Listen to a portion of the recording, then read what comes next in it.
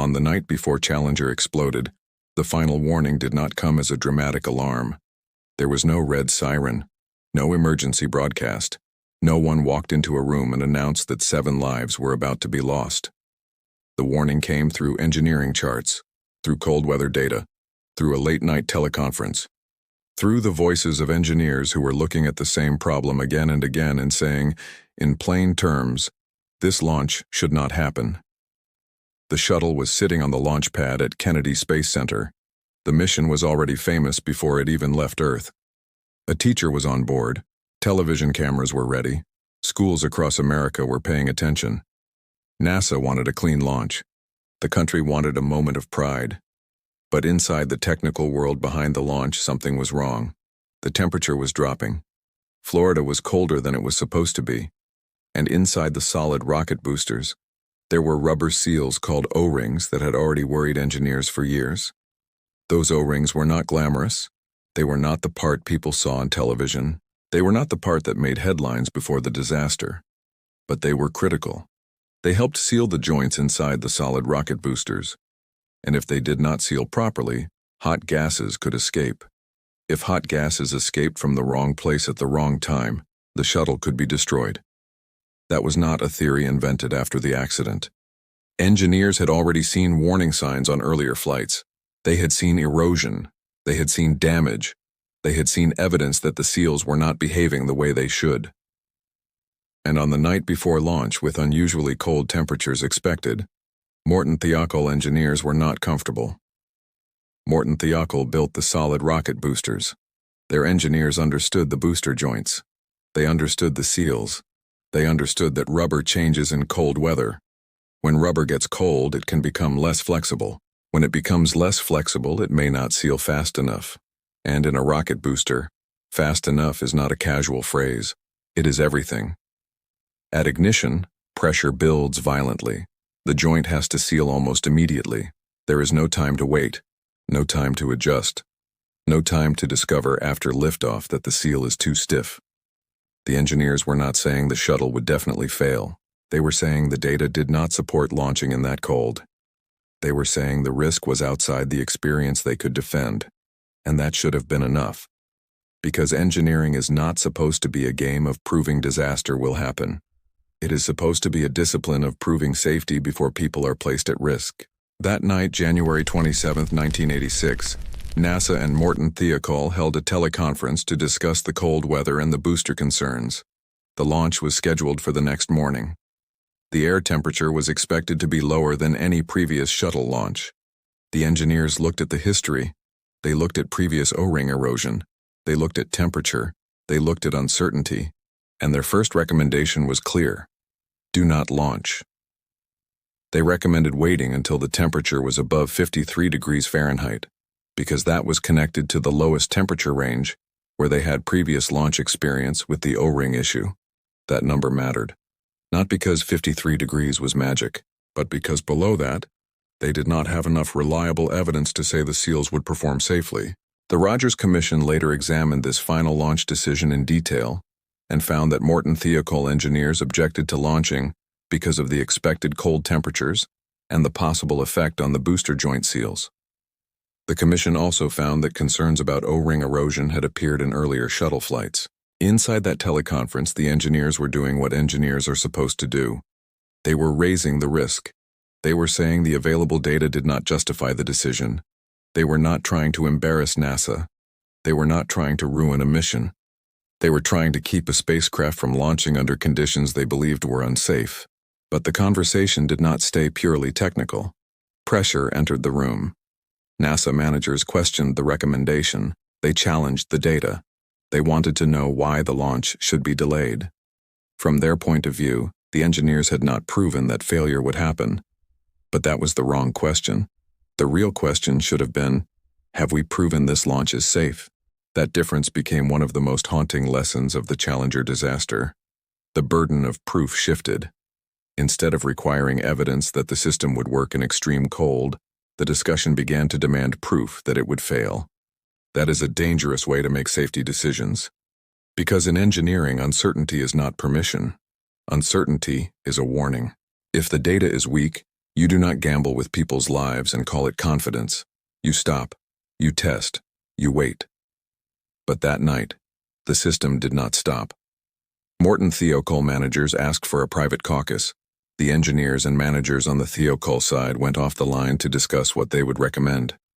This became one of the most important moments in the entire disaster. Before that pause, the engineering recommendation was against launch. After that pause, the position changed. The managers reversed the recommendation. They decided to support launch. The Rogers Commission later criticized the decision-making process, including the fact that Thiokol management reversed the engineers' recommendation after an offline discussion, and that the concerns did not properly reach higher levels of NASA decision-making. Think about what that means.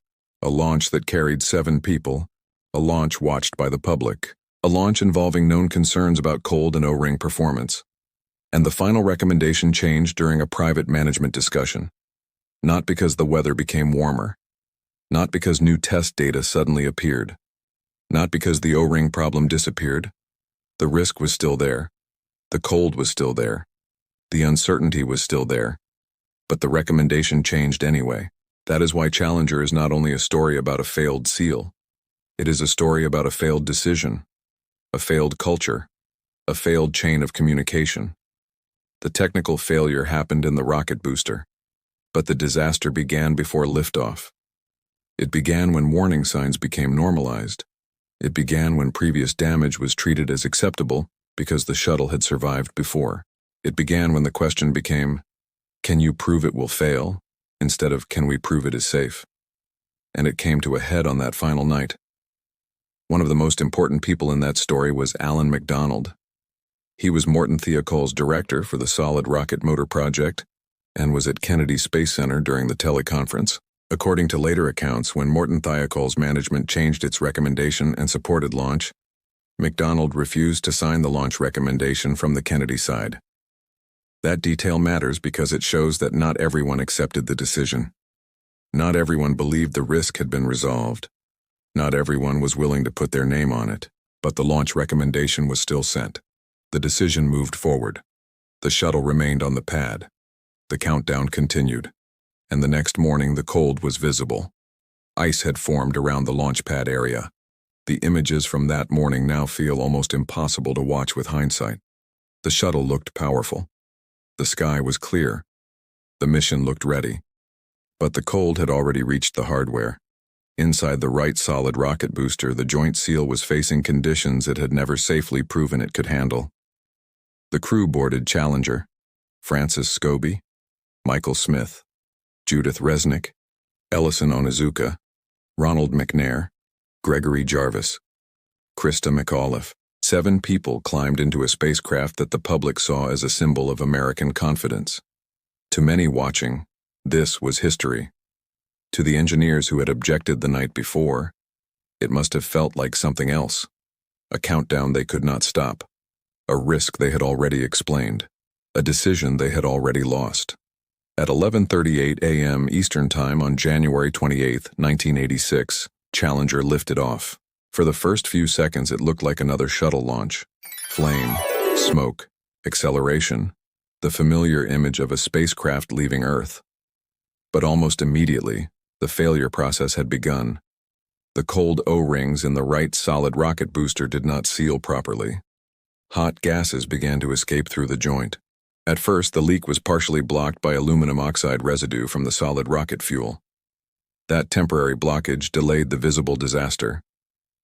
But it did not fix the problem. The shuttle continued climbing. The crew continued the mission. The public continued watching. 73 seconds after liftoff, the vehicle broke apart. The Rogers Commission found that the immediate cause of the accident was the failure of O-ring seals in the aft field joint of the right solid rocket booster, allowing hot gases to escape and damage nearby structures, leading to the breakup of the vehicle. In that moment, the final warning from the night before became history, not because the engineers were wrong, because they were right. They had warned about the exact kind of condition that mattered: cold weather, O-ring performance, seal timing, risk outside previous experience. The disaster did not come from a strange, unknowable force. It came from a weakness that had been discussed. It came from a concern that had been raised. It came from a decision that moved forward despite uncertainty. That is what makes Challenger so painful to study. The tragedy is not only that 7 people died, it is that the warning existed before they launched. It is that the final chance to stop was there, and it was missed. After the disaster, the investigation exposed something deeper than one failed joint. The Rogers Commission described Challenger as an accident rooted in history. That phrase matters. It means the disaster did not begin on the morning of January 28th. It did not begin at liftoff. It did not even begin during the final teleconference. It began years earlier, as the O-ring problem appeared, was documented, discussed, accepted, and gradually absorbed into normal operations. Each successful flight after damage made the system more comfortable with risk. That is one of the most dangerous patterns in engineering. A system shows a warning sign. Nothing catastrophic happens, so the warning sign becomes acceptable. Then it happens again. Still no catastrophe. So people become more comfortable. The absence of disaster starts to feel like proof of safety. But it is not. Surviving a warning is not the same as solving it. Challenger proved that. The shuttle program had flown with O-ring damage before. That did not mean the problem was safe. It meant the system had been lucky. And luck is not a safety system. On the night before launch, the engineers were trying to break through that false comfort. They were trying to say the cold changed the situation. They were trying to say previous experience did not cover this launch. They were trying to say that the data did not justify confidence. But organizations under pressure do not always hear warnings clearly. They hear delay. They hear cost. They hear schedule problems. They hear embarrassment. They hear another missed launch window. NASA was under pressure to keep the shuttle program moving. The shuttle had been promoted as reusable, routine, and reliable. There were political expectations, public expectations, media attention, a teacher in space mission that had captured the country's imagination. But a rocket does not become safer because people are watching. A SEAL does not become more flexible because a schedule is important. And a launch does not become justified because delay is inconvenient. That is the hard truth behind Challenger. The machine was treated as if it had to meet the calendar, but engineering safety requires the calendar to obey the machine. That night it did not. The teleconference became a battle between engineering caution and launch pressure. The engineers had concern. Management wanted certainty. But safety questions rarely arrive with perfect certainty. If you wait for absolute proof of failure, you may only get that proof after people are gone. The correct standard is different. When the risk is high and the data is weak, caution wins. That standard exists because human lives are not test articles. The Challenger crew did not know the full debate happening behind them. They trusted the system. They trusted that if the vehicle was cleared to launch, the people responsible had checked the danger. That trust is central to every space mission. Astronauts accept risk, but they do not accept hidden, poorly communicated, or normalized risk. They rely on engineers and managers to tell the truth about the vehicle, and that is where the decision-making failure becomes a moral failure. Because the most important danger was not fully carried to the people who could have stopped the launch. The final warning did not become a final stop. The system absorbed it, challenged it, reframed it, then moved past it. The next morning, the entire country saw the result.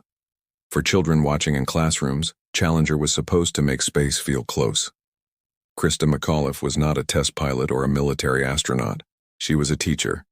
Her presence made the mission feel human and accessible. That is part of why the disaster shocked so many people. It did not feel like a distant technical failure. It felt like a public promise breaking in front of everyone. But inside the investigation, the story became even more disturbing. Because the failure was not just the explosion. It was the meeting, the charts, the doubts, the reversal, the pressure, the decision to go forward. The final warning was there. And when history asks why Challenger launched, the answer is not simple. It was not because nobody knew O-rings existed. It was not because nobody understood that cold-affected rubber. It was not because engineers had no concerns. It was because concern was not strong enough to overcome the culture around the launch. That culture wanted proof of failure. The engineers could offer warning. But warning was treated as incomplete, and in that gap, the launch survived the meeting. Then it did not survive the sky. There is a detail that makes the final teleconference even more important. The engineers were not asking to cancel the mission forever. They were asking not to launch under those temperature conditions. Wait, delay, let the conditions improve. That was the recommendation. It was not dramatic. It was not extreme. It was not anti-NASA. It was basic engineering caution. Do not launch below a temperature range where you can defend the SEAL performance. But that caution collided with a program that had grown used to accepting anomalies. O-ring erosion had become part of the background. Something to monitor. Something to explain. Something to manage. That is how disaster cultures form. Not through one reckless person. Not through one evil decision. But through repeated acceptance of small warning signs. Each time nothing goes wrong, confidence grows. Each time confidence grows, the warning seems smaller. Until one day, the warning is no longer small, and the system discovers that the risk was real all along. Challenger's final warning was not only technical, it was organizational. The engineers were saying the system was outside its safe experience. Management was saying the data was inconclusive. But in high-risk engineering, inconclusive data should slow you down. It should not push you forward. That night, uncertainty was turned into permission. And that may be the most dangerous decision of all. Because uncertainty can be made to sound neutral, it can be dressed up as no proof. It can be treated as a debate. But when 7 people are sitting on top of a massive rocket, uncertainty is not neutral. It has weight. It has consequences. It belongs on the side of delay. The most famous demonstrations after the disaster made the point painfully simple. Physicist Richard Feynman placed a piece of O-ring material in ice water during a public hearing to show how cold affected its resilience. The demonstration was simple because the failure was simple at its core. Cold rubber does not behave like warm rubber. A seal that must respond instantly cannot be treated casually. But the real failure was not that engineers did not know rubber could stiffen. They knew enough to be concerned. The failure was that the concern did not stop the launch. After Challenger, NASA had to confront questions that no successful space program wants to face. How did risk become normal? Why were warnings not elevated? Why were engineers overruled? Why did managers accept a launch condition outside previous experience? Why did communication fail between the people who understood the hardware and the people responsible for the final decision? These questions changed NASA. The Shuttle solid rocket boosters were redesigned. Safety processes were reviewed. Oversight was strengthened. The Rogers Commission issued recommendations on design, management, safety organization, communication, and independent oversight. But none of those changes could bring back the crew.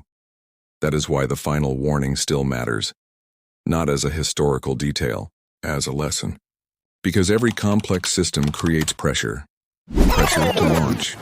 Pressure to ship. Pressure to meet a deadline. Pressure to protect an organization's image.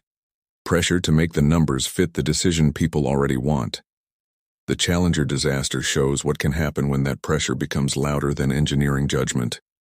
It shows why dissent matters. It shows why the person raising the uncomfortable warning is not the enemy of progress. They may be the last defense before disaster. Roger Boisjoli, Alan MacDonald, and other engineers who raised concerns became part of a difficult legacy. They were not able to stop the launch, but their warnings became evidence of what the system failed to hear. Their story is a reminder that speaking up is necessary, even when the organization does not listen. Because silence makes a bad decision look unanimous. A warning, even when ignored, leaves a record. It tells the truth. It shows that someone saw the danger. It shows that the disaster was not inevitable. And Challenger was not inevitable. That is the hardest sentence in this story. It was not inevitable. The weather could have delayed the launch. The teleconference could have ended differently. The recommendation not to launch could have held. NASA could have asked for more review. The mission could have waited. The crew could have come home from the pad disappointed but alive. A delay would have been inconvenient. A delay would have been embarrassing. A delay would have frustrated schedules and headlines. But a delay would have been survivable. The launch was not. That is why this story remains one of the clearest warnings in engineering history. The final warning before Challenger exploded was not hidden in hindsight. It was spoken before launch. It was based on a real technical concern. It came from people who understood the hardware, and it was overridden. That should make every viewer uncomfortable, because modern life depends on systems most people cannot inspect. Planes, bridges, hospitals, power plants, launch vehicles, skyscrapers, ships, dams. Every day, the public trusts engineers and managers to make decisions no one else can see. That trust only works if safety warnings are treated seriously before disaster makes them obvious. Challenger teaches that the most dangerous meeting may not look dangerous. It may happen over a phone line, late at night, with charts on a table, with managers asking for proof, with engineers trying to explain uncertainty, with one recommendation slowly changing into another. No explosion in the room, no flames, no smoke, just a decision. And sometimes that is where the disaster really happens. The next morning only reveals it. By the time Challenger lifted off, the final warning had already passed through the system and failed to stop it. The cold had already done its work. The O-rings were already vulnerable.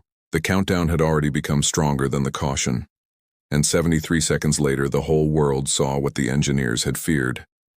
The sky opened. The shuttle broke apart. 7 lives were lost. And the question that remained was not only what failed, it was why the warning was not enough. The answer still matters. Because every generation builds machines bigger than the last, more complex, more automated, more connected, more expensive. And every generation faces the same temptation: to treat warnings as obstacles, to treat caution as weakness, to treat schedule pressure as reality and engineering concern as delay. Challenger stands as a warning against that thinking. It reminds us that the safest decision is not always the most convenient one. The right decision is not always the one that keeps the schedule alive. And the most important voice in the room may be the one saying no. On January 27, 1986, engineers tried to say no. They looked at the cold. They looked at the O-rings. They looked at the data they did not have. And they warned that the launch should not proceed. That was the final warning. It came before the disaster, before the cameras, before the countdown, before the smoke and fire, before the nation watched in disbelief. And if that warning had been allowed to stop the launch, Challenger would not be remembered as a tragedy. It might be remembered as a delayed mission, a frustrating day, a hard call, a safety decision, the kind of decision no one celebrates because nothing terrible happens. But that is the point. The best safety decisions often leave no dramatic footage behind. No explosion, no memorial, no investigation. Just people still alive because someone listened. Challenger is remembered because the warning was not enough. And that is the lesson. Not that engineering is impossible, not that spaceflight should never take risks. But that risk must be honest. It must be communicated. It must be understood by the people making the final call. And when the people closest to the hardware say the data does not support launch, the system must have the courage to stop. The final warning before Challenger exploded was a test, not only of an O-ring, but of NASA's decision-making culture. The O-ring failed in the cold, but the culture failed first. And because it failed first, 7 people were sent into a launch that should have waited. That is why this story still hurts. That is why it is still taught. That is why it still matters. Because the most tragic words in engineering are not always, "we did not know." Sometimes they are worse, sometimes they are, "we were warned."